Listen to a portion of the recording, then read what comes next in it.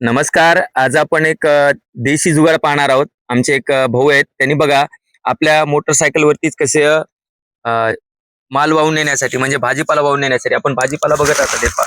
त्याच्यामध्ये वांगे आहेत. त्याचबरोबर इतर भाजीपाला सुद्धा आहे. एका ठिकाणाहून दुसऱ्या ठिकाणी भाजीपाला नेण्यासाठी त्यांनी हा देशी जुगाड केलेला आहे. तर त्यांना आपण त्याच्याशी चर्चा करूयात. काय नाव आहे भाऊ तुमचं? गंगाधर बंडू चुनाडे, गाव कोणतं आहे? ब्रह्मवाडी.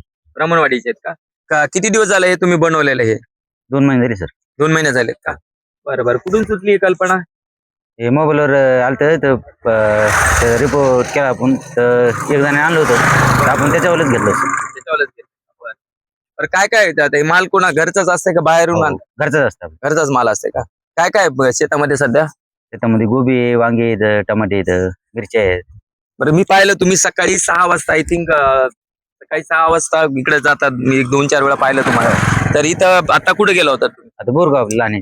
आज बाजार असते का? बाजार लहान आहे. बरं. आणि दुसरी महत्वाची गोष्ट, आता सकाळी किती वाजता येता तुम्ही? सकाळी 5लाच निघत होतो आम्ही. सकाळी 5 वाजता निघतात हो. तिथं.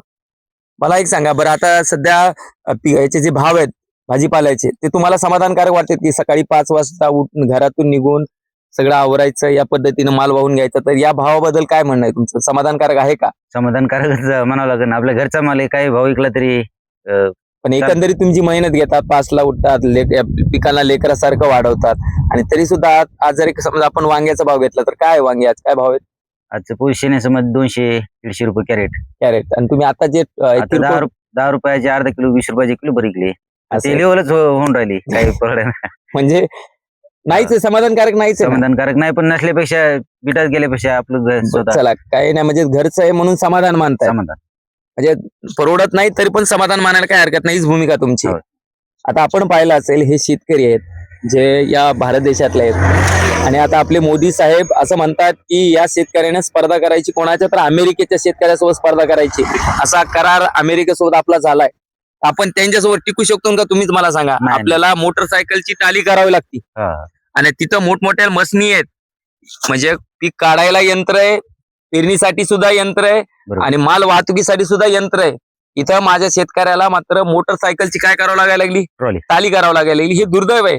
पण मला सांगा, शासनाने तुम्हाला असं वाटतं का, असे शेतकरी जर कोणी असं जुगाड बनवत असेल, माल वाहतूक नेण्यासाठी अशी व्यवस्था करत असेल, तर सरकारने सहकार्य करायला पाहिजे की नाही करायला पाहिजे? करायला पाहिजे. बिलकुल करायला पाहिजे. तर हे होते शेतकरी, त्यांनी कशा पद्धतीने जुगाड केले आपण सगळेजण पाहू शकतात. या पद्धतीने जुगाड केले. म्हणजे मोटरसायकललाच पाठीमागच्या बाजूनं त्यांनी हे बसवलंय, ट्राली बसवली, आणि माल वाहतूक नेण्याचं काम करतात. खूप छान वाटलं तुमच्याशी बोलून. खूप खूप धन्यवाद. जय जिजाऊ, जय शिवराय.